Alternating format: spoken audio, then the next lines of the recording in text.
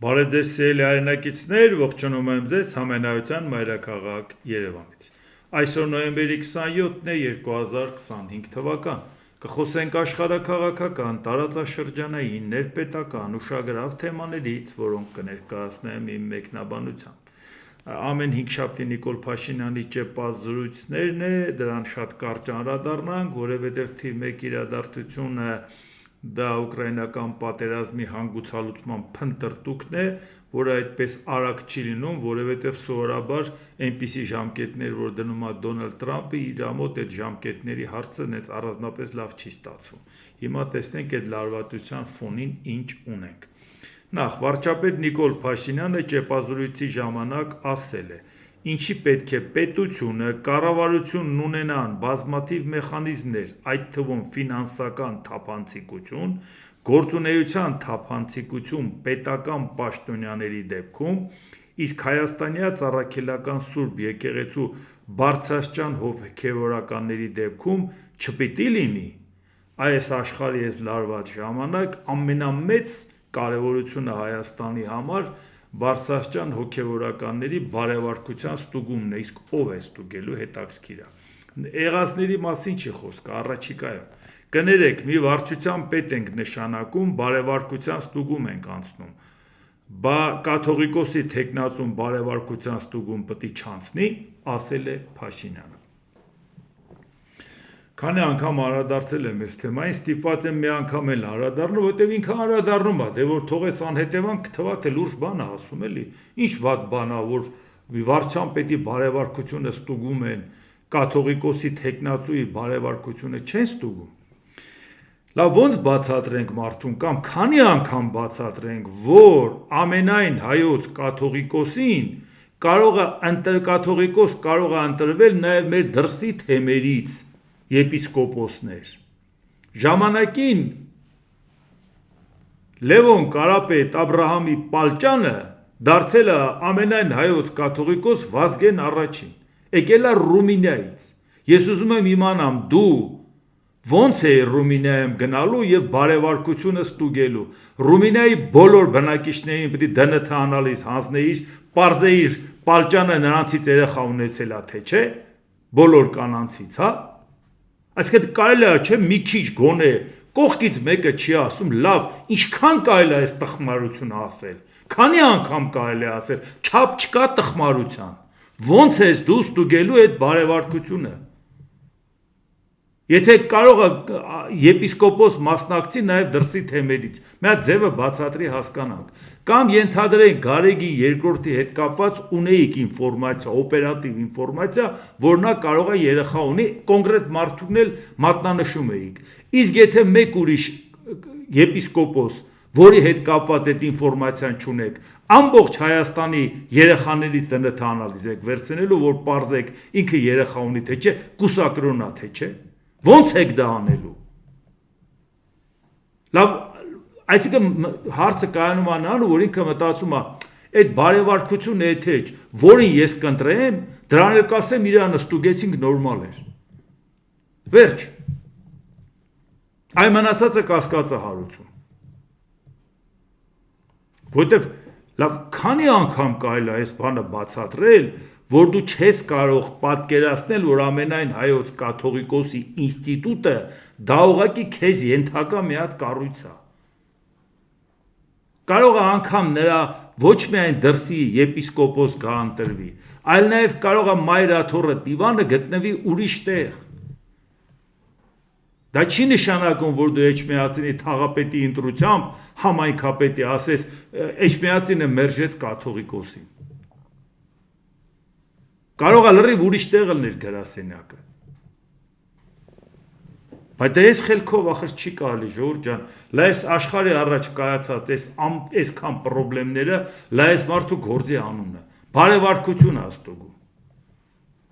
Հմբի Հռոմի Պապը Վատիկանում նստած է, նրա բարեվարկությունը ոնց է ստուգելու։ 1523 թվից էսկոմ բոլորը եղել են իտալացիներ։ Մինչև կարդինալ Վոյտիլան, որը որ Լեհաստանից գնաց դարձավ Հովհաննես Պողոս II։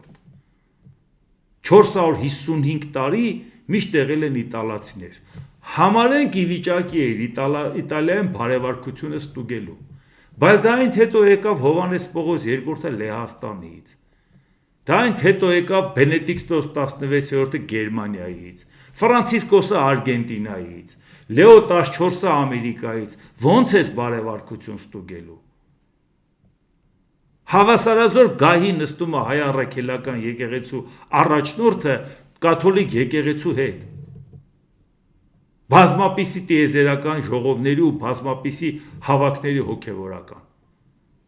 Հավասարազոր է նրան։ Ոնց կարելի է այսքան պուճուրացնել, տեղավորել Նիկոլ Փաշինյանի ուղեղի մեջ։ Ենթադրենք քեզանից առաջները սխալ են արել, վերցել են նշանակել են կաթողիկոս, սկսած Լևոն Տեր-Պետրոսյանից մինչև Ռոբերտ Քոչարյանը։ Արել են այդ սխալը, դու հիմա հաջորդ սխալն ես անում, որ դու էլ ուզում ես քո ուզածին նշանակես։ Եվ հիմա էլ բան ու գործը թողել են, մնացել է այդ հարցը։ Եթե գոնե խոսքը վերաբերվեր Գարեգին երկրորդին, կասենք լավ ջհանդամ, գոնե թեման փակենք, պրծնենք այն մարդ, դե հասկացանք էլի։ Պրծեք թեման փակեք, նայել թող առողջական պատճառով հրաժարական տա պրծնենք։ Բայց չէ դու հաջորդի բարևարկությունն ես ուզում ստուգես։ Ոնց։ Նա բացատրի։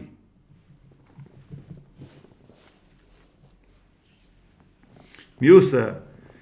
երկխոսության բացակայությունն է, որ հայաստանցիները տեսնում են, որ ադրբեջանցիների խոսույթում բան չի փոխվում, ադրբեջանցիները տեսնում են, որ իրանց գնահատմամբ, որ հայաստանցիների խոսույթում բան չի փոխվում։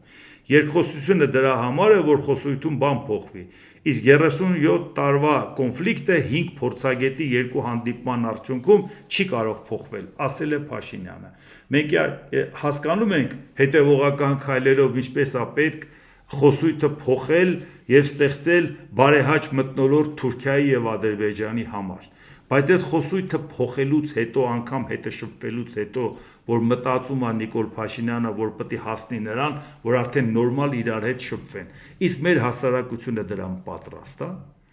Բեր 500,000 փորձագետ նստածրու, ես իմ տագնապները հայտնեմ, թող իրանք փարատեն իմ տագնապները, որ ես չեմ վստահում Թուրքիային ու Ադրբեջանին։ Կանչի Հայաստանի բոլոր փորձագետներին նստածրու։ Ես բերեմ հիմքեր ու փաստեր ու փաստարկներ, որ ասեմ ես չեմ վստահում, ինձ համոզեք։ Ոնց ես կանգնում, ինչ է հիմա այսօր կատարվում։ Հասարակության մեջ այո կա վտանգ, որ տեսնում են, որ Թուրքին եւ Ադրբեջանցուն վստահել չի կարելի։ Իսկ դրա համար ինչա պետք անել, առաջի քայլը հասարակության մեջ մթնոլորտ ստեղծել բարենպաստ Թուրքիայի եւ Ադրբեջանի նկատմամբ։ Շատերի մոտ հարց է ծագում, լավ, բա Թուրքիան որ գիտի, որ հենց սահմանը բացվեց, կարող փողով մտնի ու սենց այս կողմից մտնի, այն կողմից դուրս գա, լրիվ Հայաստանն առնի։ Բա ինչի չի անում։ Ինչի է ասենք չեմ ու չում անում ու ձգում, եթե ինքը շահագրգռված է, այն կողմից Ադրբեջանն առնի, այն կողմից Թուրքիան։ Նրանք նպատակ չունեն Վրաստանը կուլ տալու։ Վրաստանի աշխարհագրական դիրքը մերից լավ է, բայց նույնիսկ այդ պարագայում նրանք նպատակային ներդրում են անում Վրաստանում եւ կոնկրետ օբյեկտներ են վերցնում, որի արդյունքում վաղը մյուս օրը Վրաստանը ուղղակի կարող է կորցնի իր ինքնուրույնությունը։ Այո, երկրի ղեկավար ընտրեն, բայց ոչ մի բան գործնականում չկարողանա անի։ Ու դա արվում է հատուկ նպատակային Վրաստանում։ Ինչա մենք այդ բանը չենք նկատում, այն դեպքում, երբ որ իրանք ոչ Ադրբեջանը, ոչ Թուրքիան Վրաստանին թշնամի պետություն չեն համարում, բարեկամ եղբայր պետություն են համարում։ Իսկ Հայաստանի պարագայում նրանք կուզենան, որ մենք սեպի պես խրված չլենք իրանց պանթուրքիստական ծրագրի արանքը, թուրքական պետությունների արանքը, նորություն է դա։ Հիմա այդ դեպքում ինչ է պետք անել, Թուրքիան ինչ է սպասում։ Բա որ եթե հանկարծ իրանք էքսպանսիան սկսեն, Հայաստանում իշխանությունը փոխվի վտանգը տեսնելով եւ սահմանը հիմա էլ Հայաստանը փակի, ասի հոп, մենք սրա մեջ վտանգ ենք տեսնում։ Այդ ապրանքները, այդ փողը որ կմտնի, կգան բիզնես կառնեն, կգան տուն կառնեն, կգան ապրանք կմտնի, որը հիմա Վրաստանով է գալի, վերջնակետը Հայաստանը չի, Վրաստանն է։ Մենք գնում ենք Վրաստանից առնում բերում ենք, ու այդ ապրանքը մենք իրանք չեն կարող գենետիկ մոդիֆիկացված եսիմ ինչ անել, որը հետագայում վնաս հասցնի, որտեղ ուղարկում են Վրաստան։ Բայց երբ որ ճանապարհը բացվի ուղիղ մտնի Հայաստան, թող գան նստեն այդ ձեր փորձագետները ինձ համոզեն, որ մենք ունենք այնպիսի լաբորատորիաներ, որոնք կարող է ուղիղ մտած ապրանքը խմբականակը վերցնեն ստուգեն եւ կարող են բացահայտել մի բան, որի ազդեցությունը հայ ժողովրդի վրա կարող է լինի մի տարի հետո, 2 տարի հետո, 3 տարի հետո, որ մեր լաբորատորիաները ի վիճակի են նման բան ֆիքսել։ Բայց դրա համար ինչ է պետք անել։ Դրա համար պետք է ուղղակի երկրի ներսում մի կողմից Էրդողանը, մի կողմից Ալիևը Հայաստանի իշխանությունները ամեն ինչ անեն, հասարակության դիմադրողականությունը կոտրեն, որի արդյունքում երբ որ մտնեն, աղոհացով գրկաբաց դիմավորեն։ Բայց ժամանակ կմտնեն, որովհետև այլևս դիմադրող չի լինի։ Ով դեմ է Թուրքիային, Ադրբեջանին, նա ընդհանրապես իշխանության չի գա։ Նա ընդհանրապես ամեն ինչ կանեն, որ նրա խոսքը հանրությանը չհասնի։ Որովհետև ինչ չեք ուզում, այ մար չեք ուզում թուրքերի հետ լավ լինենք։ Հիմա էլ մի հատ նոր բան ենք թե Թուրքիայի հետ Ադրբեջանի հետ լավանանք նոր չի, չնայած վերջերս անդադ դա են անում, որ Ռուսաստանի կախվածությունից պոկվենք։ Ռուսաստանի կախվածությունից պոկվելու համար կարելի է մտածել Եվրամիություն գնալու մասին, ոչ թե Ռուսաստանից կախվածությունը պոկվելու համար դռները բացել, դուռ լուսամուտ բացել Թուրքիայի ու Ադրբեջանի առաջ։ Եթե Թուրքիայի ու Ադրբեջանից կախվածությունը մեծացնես, որ կոնկրետ հարևանը տեն, որպեսզի Ռուսաստանից կախվածությունը փոքրացնես, դա լուրջ է, ժողովուրդ ջան։ Այդ որ փորձագետի մտքով է դա անցնում, թող գա դեմս նստի ապացուցի, որ դա լուծում է։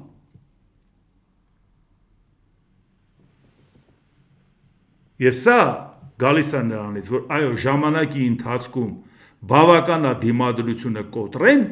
դրանից հետո արդեն թուրքերը կմտնեն, իսկ դու գիտեք փողի հետ կապված հանկարծ նրանք փողով մտան, ինչ կարող է կատարվել։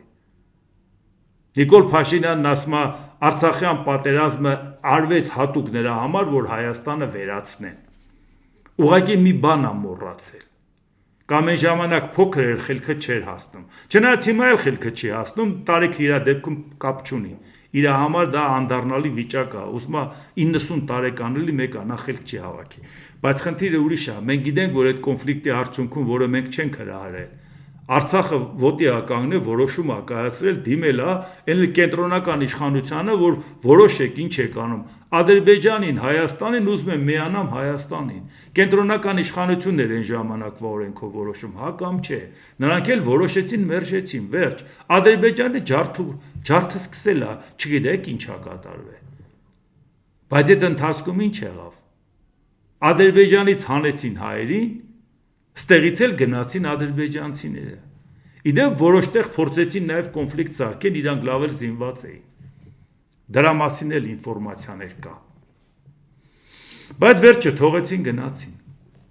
Ու այդ ժամանակ նրանք նպատակային տասնյակ տարիներով շատ երեխա են ունենում կոնկրետ տեղեր, հատկապես Մեղրիում, որ վաղը մյուս օրը վերցնեն այդ տարածքները։ Այ ոնց որ կոնֆլիկտը եղավ Ադրբեջանի հետ, իրանք երկրի ներսում Հայաստանի, նրանք պատրաստ էին դիմադրություն ցույց տալ, որ նաև նման դեպքեր էլ ա եղել։ Կոնկրետ չասեմ որտեղ ինչ, կարող է պետք չի որ դա ասենք բան լինի, բայց նախաձեռնությունն եղել է իրանցից, զենված են իրանք եղել, մերոնցի խաբար չեն եղել, իսկի զենք էլ չունեն, մերոնք որտեղ է զենք ունենային։ Հայաստանի գյուղերի մասին եմ ասում։ Ադրբեջանա բնակ։ Այսինքն այդ ժամանակ Հայաստանից նրանք գնացին, որտեղ Հայաստանը նրանք մեթոդաբար առնում էին, իրանց բնակչության քանակը ավելացնելով։ Ուզում եք ասեք Արցախյան շարժման պատճառով Հայաստանը վերանում էր։ Արցախյան շարժումը չլիներ, Հայաստանը վերանալու էր։ Որովհետև շատ մեծ հաճույքով ադրբեջանցիները շատ լավ էին զգում Հայաստանում։ Բայց հետո երբ որ ստեղից գնացին Ադրբեջան, նրանք էին դժգոհում, որտեղ սրանք գնացին, ստե նորմալ ապրում էին, այնտեղ արդեն իրանք օտար էին։ Իրանց համար հասկանալի չէր։ Լա նրանք էլ բողոքում էին, ասում են մեր ոսկի բիլազուկով հայերին դուս արեցինք, այս ոսկի ատամներով թուրքերին բերեցինք, մոռացել եք։ Լուրջ քաղաքային բնակավայրերում լուրջ գիտնականներ էին, լավ արհեստավորներ էին, լավ բիզնեսմեններ էին, մտավորական մարդիկ էին, քաղաքաբնակ, դրանց հանեցին ուղարկեցին Հայաստան, իրանք գնացին գյուղաբնակ ադրբեջանցիները վերկացան գնացին հիմնականում գյուղաբնակ գնացին այնտեղ ոչեներ նրանց տանեին Բաքվում հայերի տները տային ոչենա նրանց տանեին գյուղատնտեսությունը որտեղ տեղավորեն ուրիշի տեղը որտեղ բնակչությունը գյուղատնտեսական շրջաններից Հայաստան չէր եկել հիմնականը այս մանրամասնը Նիկոլ Փաշինյանը չի հասկանում, հա? Թե Ադրբեջանը մեթոդաբար դա անում էր, հիմա վայնասունը դրել, ասում է մեր ժողովրդին հետ բերեք 300,000, սենց ոնց կլինի։ Որտեվ իրանք գիտեին ոնց էին մեթոդաբար դա անում։ Մի օր պորտկաց, մի օր պայթեց, այդ երկու կողմից տեղաշարժը եղավ, որի արդյունքում Հայաստանը դառավ մոնոէթնիկ, որ մինչև հիմա Գժված է Ալիևն ասում է, այդ ոնց Հայաստանը մոնոէթնիկ դառավ, մենք դա թույլ չենք տա, չգիտեք ինչ է կատարվում, բայց դա եմ ասում, իսկ մենք ունենք այդ իմունիտետը, որ նրանք մեթոդաբար ուզենան Հայաստանը վերացնեն, չկարողանան, եթե մեր իշխանությունը դռները բացում է իրանց առաջ։ Բայց դրա համար մթնոլորտ եք ստեղծում նրանց հետ, եկեք մթնոլորտ իրար հետ ստեղծենք, եկեք դեմ դիմաց նստենք, ինձ ապացուցեք, որ որևէ վտանգ չկա։ Լավ, դրանց էլի պարբերաբար կանրադառնանք, հիմա տեսնենք աշխարհը միջակայքում ուկրաինական պատերազմի հետ կապված։ Ուկրաինայի նախագահ Վոլոդիմիր Զելենսկի Պաշտպանական սարքերի ֆինանսավորումը, արտադրության ծավալները եւ մեր գործընկերների հետ կնքված համաձայնագրերը պարբերաբար վերահսկվում են Պաշտպանության նախարարության եւ ռազմական հրամանատարության կողմից։ Մենք պետք է հնարավորինս մեծացնենք արտադրությունը, մենք թարմացրել ենք մեր պահանջները եւ կավելացնենք արտադրությունը, մեր ներքին ուկրաինական արտադրությունը, ներքին համակարգերը պաշտպանության երաշխիք են։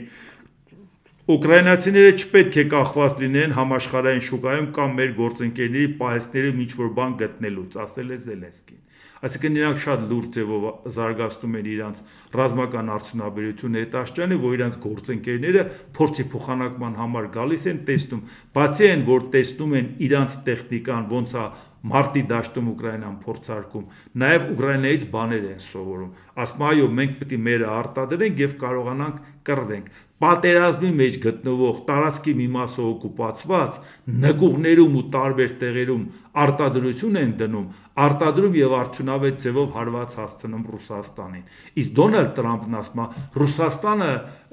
Ուկրաինան խաղակարդ չունի։ Եվ որտեղից խաղակարդ ունենա, եթե դնես տեխնիկան չտաս ու ասես հետախուզական տվյալներ էլ չեմ տա, որպեսզի դու զիջես Ռուսաստանին։ Որտեղից էլ լինի։ Քանի անգամ կարելի է մարդուն բացատրել, որ ընկեր ջան, Հիտլերը եկել հասել էր Մոսկվա։ Հիմա որ եթե հանկարծ բիզնեսմեն Տրամպը ելներ Ռուզվելտի տեղը, ինչ պետք է աներ։ Պետք է ասեր եկեք գործարք կնքենք։ Եթե հիմա չկնքեք, Հիտլերն առաջ է գնում։ Առաջ էր գնում, ինչ արեցի։ Զենքն էլ տվեց Ամերիկան, તો արդեն զորքն էլ տվեց, որ մտադիր չէր տալ, որպեսի ագրեսորի դեմ առնի։ Իսկ մարդիկ չեն պատկերացնում, թե ոնց է որ հիմա Ռուսաստանի շահերն է սպասարկում Դոնալդ Տրամփը, որտեղ 80 տարեկան է Դոնալդ Տրամփը, ընդամենը մի ժամկետ նախագահ է եղել եւ հիմա էլ մի քանի ամիս նախագահ է։ Բա մնացած տարիները նախագահ չի եղել։ Եղել է բիզնեսմեն, այսօր ինքը նախագահ է բիզնեսմենի ոգով։ Առնենք, ծախենք, առնենք, գործարք կնքենք, էս անենք։ Բա դուք պատկերացնում եք, երբ որ ինքը նախագահ չէր, ինչ գործարքներ ում հետ կնքել։ Բայց դա հետ կարող է հազարու մի հարց էլ էր Ռուսաստանի հետ կապված, կոմպրոմատներն հետ ձեռներն էլ էր, չգիտեք, որ ինչ կարող է ալնել։ Եվ դրա համար մի բան էլ ասեմ, օրինակ շատերն ասում են, որ շատ լուրջ աղմուկ է բարձրացել Ամերիկայում, որ կարող է մտածեն իմպիչմենթի մասին Տրամփի, իհարկե սկանդալ, իմպիչմենթի հետ կապված հիմքեր կարող են գտնել, դրան ես չեմ կասկածում, բայց կարծում եմ, որ խելամիտ կգտնվեն եւ այդ քայլին չեն գնա։ Իհարկե հիմա չեն ելանի, որովհետեւ մեծամասնություն չունեն կոնգրեսում, եթե նույնիսկ կոնգրեսում մեծամասնություն էլ ունենան 2026 թվականին, այնուամենայնիվ էլի պետք է լավ գցեն բռնեն իրանք այդ քայլը անեն, թե չէ։ Եթե անգամ դա իրանց հաջողվի, դա իրանց պետք է, թե չէ։ Դոնալդ Տրամփը վերջին ժամկետն է մեծամասնություն ունենան կոնգրեսում, իրանք Դոնալդ Տրամփը որևէ բան չի կարող անել։ Իսկ եթե իրանք իմպիչմենթի գնացին, պայմանականորեն 2026 թվականից հետո։ Ենթադրենք մեծամասնություն ունեն։ Հանրապետականների մի մասն էլ հասկանալով, որ Տրամպի հետ շարունակելն իմաստ չունի, իրանք էլ պաշտպանեցին իմպիչմենթը, որովհետև մանավանդ հիմա իրանք լուրջ դժգոհություններ ունեն Տրամպի հարացից, որ դու Ուկրաինան վաճառում ես։ Բայց այդ դեպքում հենց իմպիչմենթ եղավ, ավտոմատ կերպով փողնախագահը դառնում է նախագահ։ Բայց իրանց ինչին է պետք։ Տրամպի ադմինիստրացիայի փոխնախագահը կամ պետքարտուղարը նախագահ չի դառնա։ Նրան ուղղակի կուսակցությունն անգամ չի էլ առաջադրի։ Պրայմերիզում նրանք որևէ շանս չեն ունենա անցնելու, եթե շարունակելու են Տրամպի քաղաքականությունը։ Իսկ եթե նա փոխնախագահը դարձավ նախագահ, իսկ նա պաշտոնակատար չի, լիարժեք նախագահ, թեկուզ կարճ ժամկետով։ Հավանականությունը բավական մեծ է, որ այդ փոխնախագահը դառնալով նախագահ, իր գիծը որոշ ժամանակ տանելուց հետո նա մի ժամկետ էլ ընտրվի։ Նման ռիսկի չեն գնա ոչ դեմոկրատները, ոչ հանրապետականները, եթե իհարկե ինձ լսեն, որովհետև կյանքը ցույց է տվել, որ այո, երբ որ փոխնախագահը դարձել է նախագահ, նա այո ստացել է շանս ընտրվելու։ Այդպիսի պրակտիկա եղել է։ Մեկը եղել է Ուիլյամ Մակկինլի, երբ որ սպանվեց, եւ նրա փոխարեն փոխնախագահը Թեոդոր Ռուզվելտը դարձավ Ամերիկայի Միացյալ Նահանգների նախագահ 26-րդ։ Եվ ինքը մի ժամկետ էլ ընտրվեց։ Այսինքն այդ հնարավորություն ունեցավ։ Այն դեպքում, երբ որ ինքը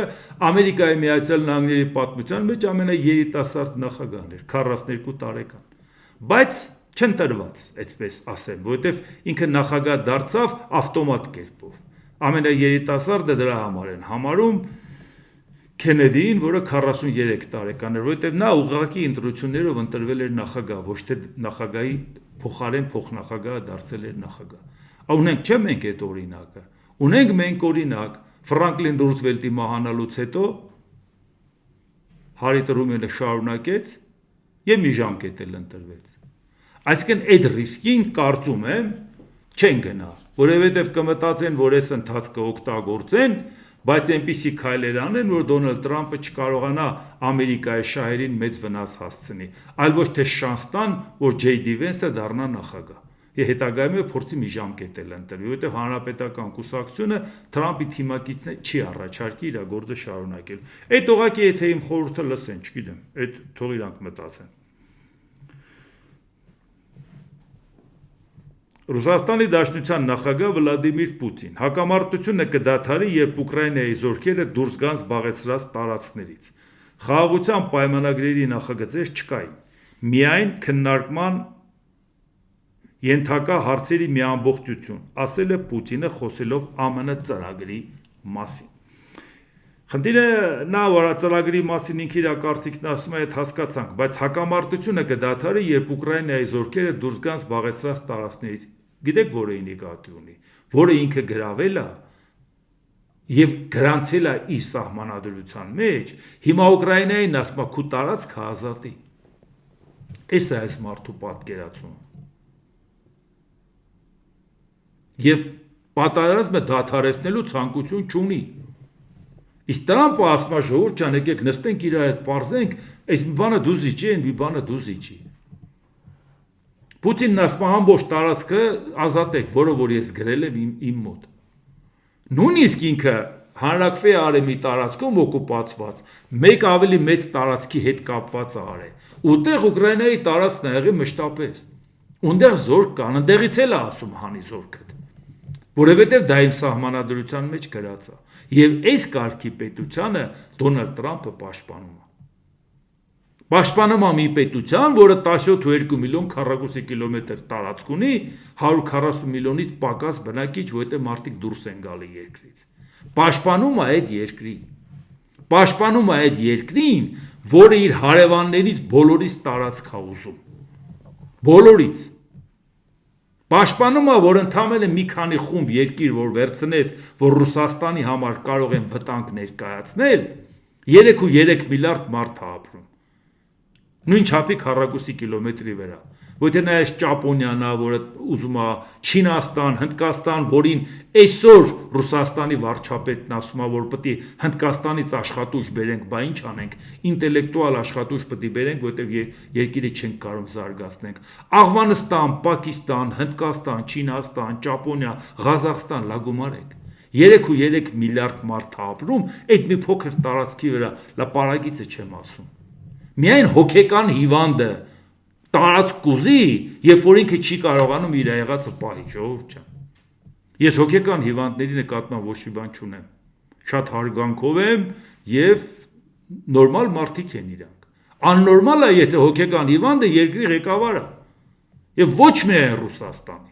Այդ է աննորմալ։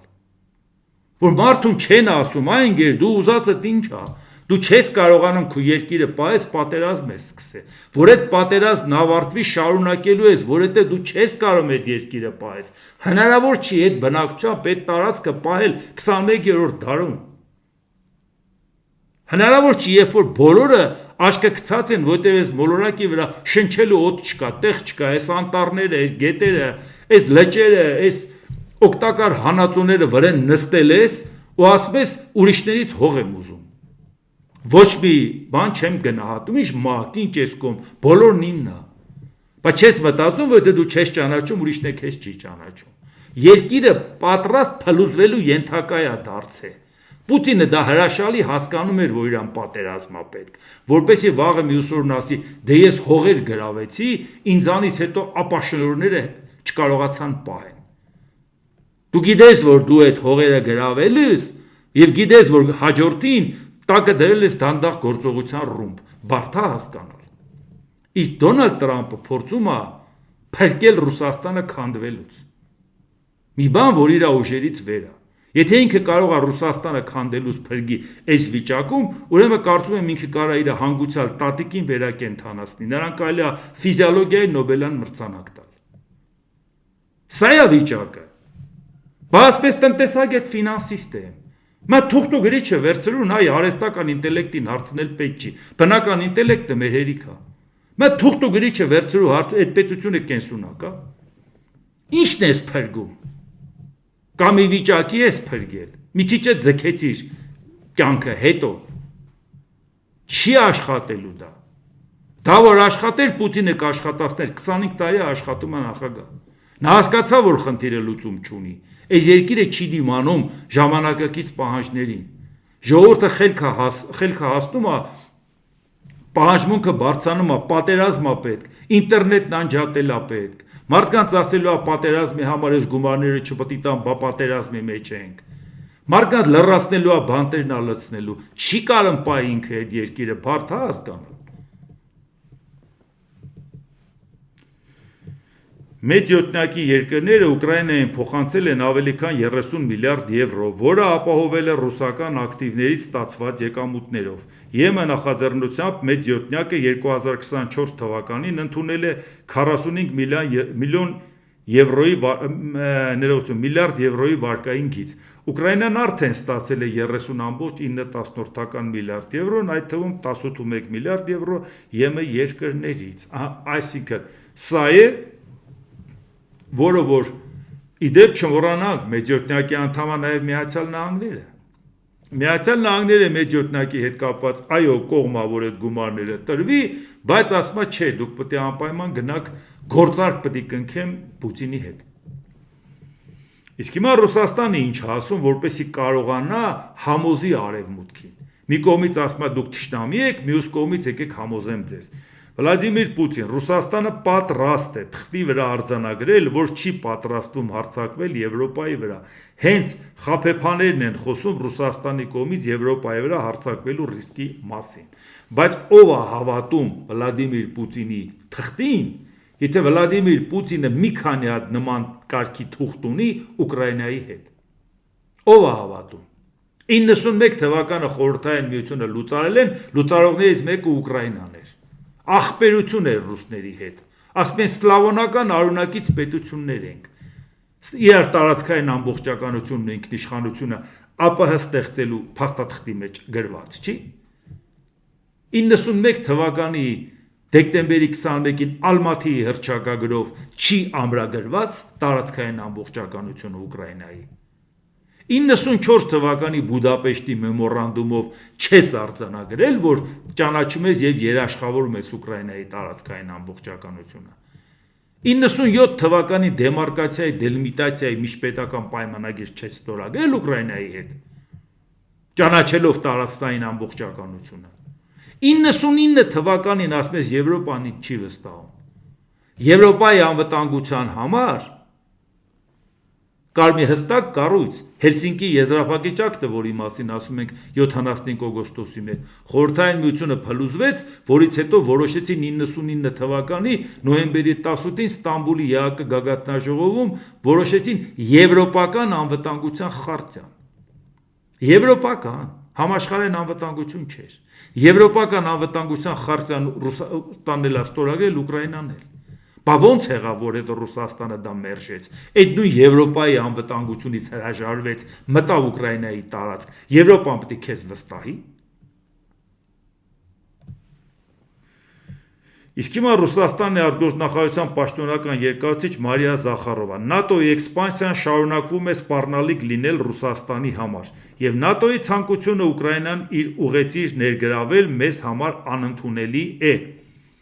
Զախարովան ընդգծել է, որ ԱՄՆ-ի Ուկրաինայի ծրագրի մասին արտահոսքերն ու լուրերը նպատակ ունեն խաթարել դիվանագիտական ջանքերն ու շփումները,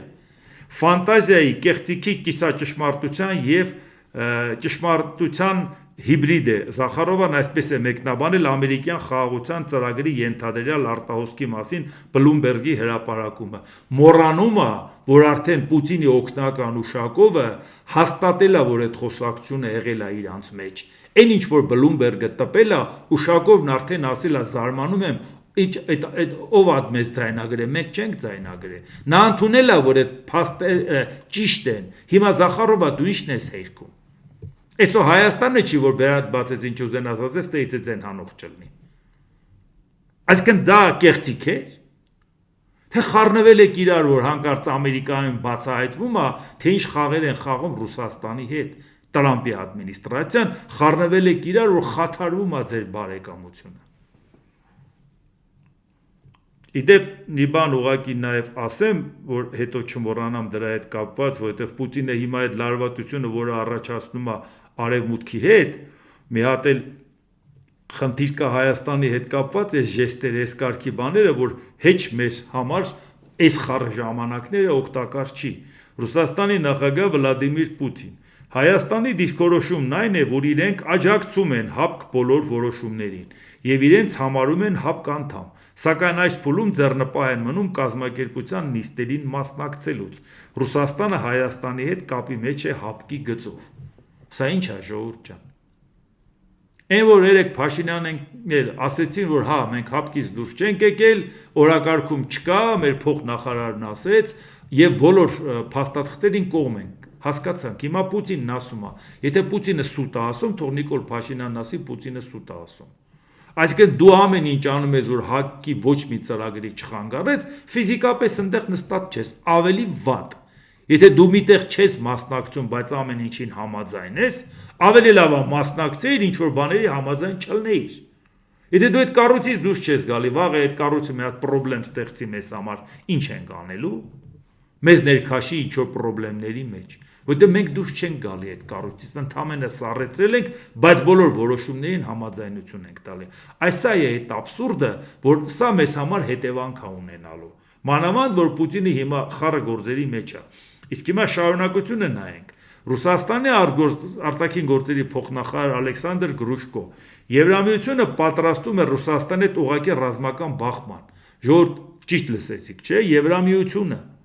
ՆԱՏՕ-ն չէ, Եվրամիությունը։ Այսինքն իրանք էլ են հասկանում, որ Եվրոպան իր անվտանգային խնդիրները լուծում է, Եվրոպան այո զինվում է ընդդեմ Ռուսաստանի, այո, որովհետև Եվրոպան Ռուսաստանից է վտանգը տեսնում։ Եվ հիմա իրանք խառնվել են իրար, Եվրոպան պատրաստում է իրանց հետ ռազմական բախման գնալ։ Բա որ մենք ասում ենք Եվրոպայի հետ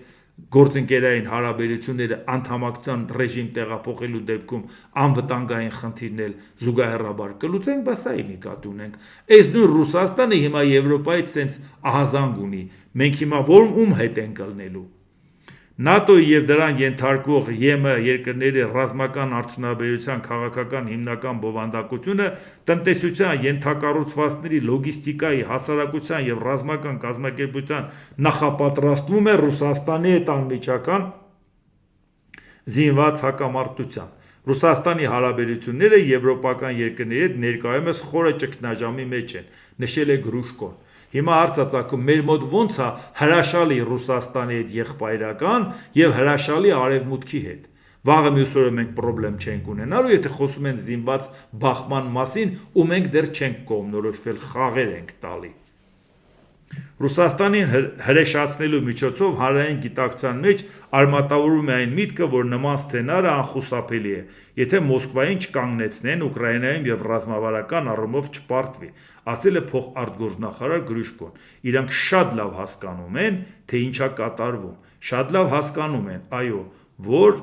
այս խնդրը, որը հիմա իրանք ստեղծել են իրանց համար, հետևանք է ունենալու։ Իսկ հիմա մենք նայենք մեր հարևանի հետ կապված էլ ամեն ինչ խաղաղ չի։ ՄԱԿ-ում Իրանի Իսլամական Հանրապետության դեսպան եւ մշտական ներկայացուցիչը Ամիր Սայեդ Իրավանին նամակ է հղել ՄԱԿ-ի անվտանգության խորհրդին Իսրայելի կողմից Իրանի դեմ ագրեսիայի Միացյալ Նահանգների կարևոր դերի վերաբերյալ։ Ցանկանում եմ ձեզ եւ ՄԱԿ-ի անվտանգության խորհրդի անդամների ուշադրությունը հրավիրել Միացյալ Նահանգների եւս մեկ պաշտոնական խոստովանության վրա, որը եւս մեկ անգամ հաստատում է իր անմիջական մասնակցությունն Իսրայելի ռեժիմի հետ միասին 25 թվականի հունիսին Իրանի Իսլամական Հանրապետության դեմ իրականացված անօրինական զինված ագրեսիային։ Ասված է նամակում. ԱՄՆ-ն պարտավոր է լիարժեք փոխհատուցել Իրանի եւ նրա քաղաքացիների նկատմամբ նշած խախտումների հետևանքով պատճառված վնասների համար, ներառյալ ցանկացած նյութական եւ բարոյական վնաս։ Սա ներառում է նաեւ դրանց հետևանքով պատճառված վնասի փոխհատուցման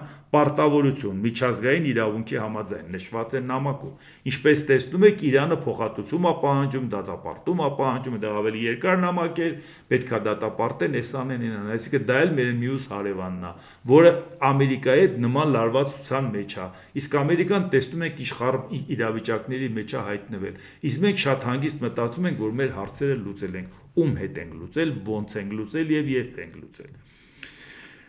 ԱՄՆ նախագահ Դոնալդ Թրամփը զանգահարել է Ճապոնիայի վարչապետ Սանաե Տակաիչիին եւ խորհուրդ տվել նրան չսադրել Չինաստանին Թայվանի հարցում։ Թրամփը խոսել է Տակաիչիի հետ այն բանից հետո, երբ Չինաստանի նախագահ Սի Ցզինպինը զանգահարել է ԱՄՆ նախագահին եւ քննարկել Չինաստանի պատմական պահանջները Թայվանի նկատմամբ, ինչպես նաեւ Վաշինգտոնի եւ Պեկինի համատեղ պատասխանատվությունը համաշխարհային կարգի պահպանման համար։ Տակաիչին նոյեմբերի սկզբին հայտարարել էր, որ Չինաստանի կողմից Թայվանի վրա ենթադրական հարձակումը կարող է Ճապոնիայի կողմից ռազմական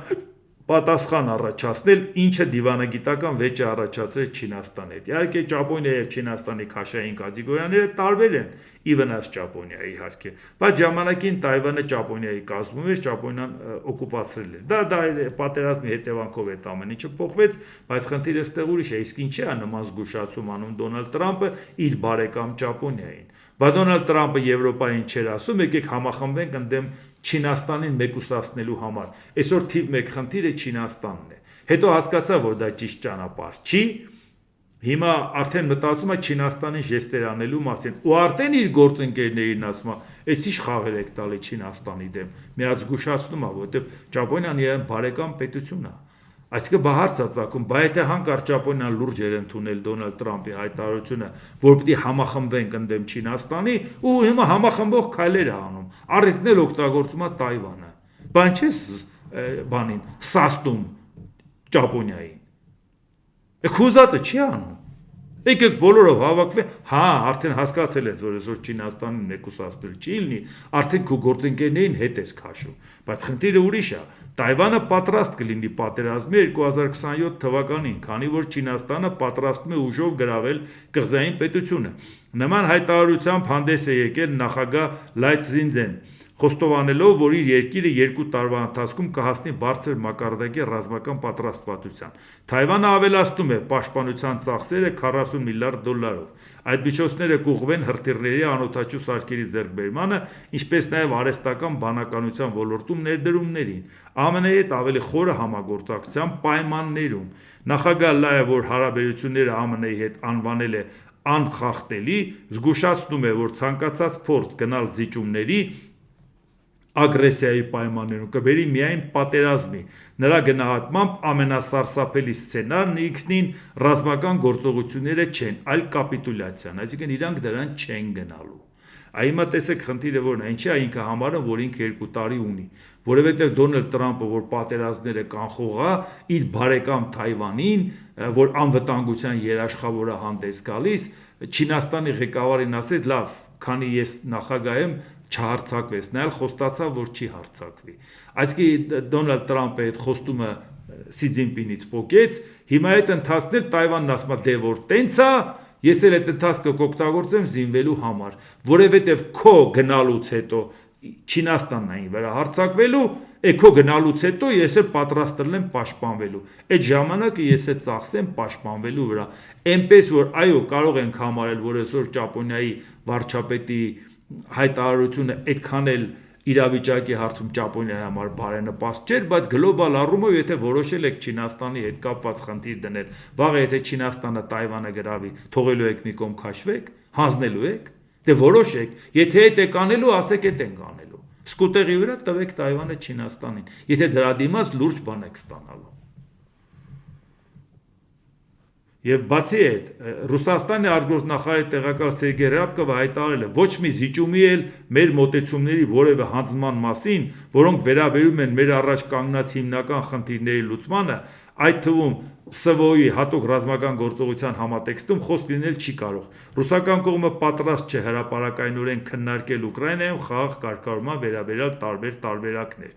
Այսինքն խոսքը վերաբերում է մի բանի, որ իրանք զիջման պատրաստ չեն։ Այն սկզբում միշտ դրել են Ուկրաինան պետք է վերացնենք, այդ գծի վրա մնացել են։ Բա որ թե Տրամպը խաղաղությունից խոսում։ Ինչից էր խոսում, որովհետև իրանք ինչի են ասես լկտի պահում, որովհետև տեսնում են, որ Տրամպը այդպես է մտածում։ Իսկ մի բան էլ ուղղակի ասեմ, Թուրքիայի տրանսպորտի ենթակառուցվածքների նախարարը հայտարարել է, Զանգեզուրի Միչանսկի շինարարությունը կավարտվի 2030 թվականին։ Ինքը հաթաթ սենց հաշվարկած նշել է, Ադրբեջանում կկառուցեն սա, Հայաստանում սա, Նախճեվանում սա, այսպես, եւ դա կտևի 2030 թվականին Տրամպը չի լինի Ամերիկայի նախագահ։ Այնպես որ շատ շատերը որ մեծ հույսեր են կապել դրա հետ, ներդրում կբերի, ես կանի, անվտանգություն կերաշխավորի։ Ինչպես տեսնում եք, այդ ճանապարհի հետ ուղղակի առնչություն ունեցողներն ասում են, սա 2030 թվականին նոր կկառուցվի։ Այնպես որ պետք է զգոն լինել եւ հասկանալ սա ում համար է կառուցվում եւ ինչա կառուցվում։ Դրության տերը Ադրբեջանն ու Թուրքիան են, ոչ թե Հայաստանը, որ հույս ունի Տրամպի հետ այդ ճանապարհով հարցերը լուծել։ Դե ինչ, այսօր այսքանը, եթե հավանեցիք, սեղմեք լայք կոճակը, բաժանորդագրվեք Էդվարդ Անտինյան YouTube-յան ալիքին, սեղմեք զանգակ կոճակը, գրեք մեկնաբանություններ, գրեք հարցեր, դիտեք եւ դատեք ինքներդ։ Շնորհակալություն։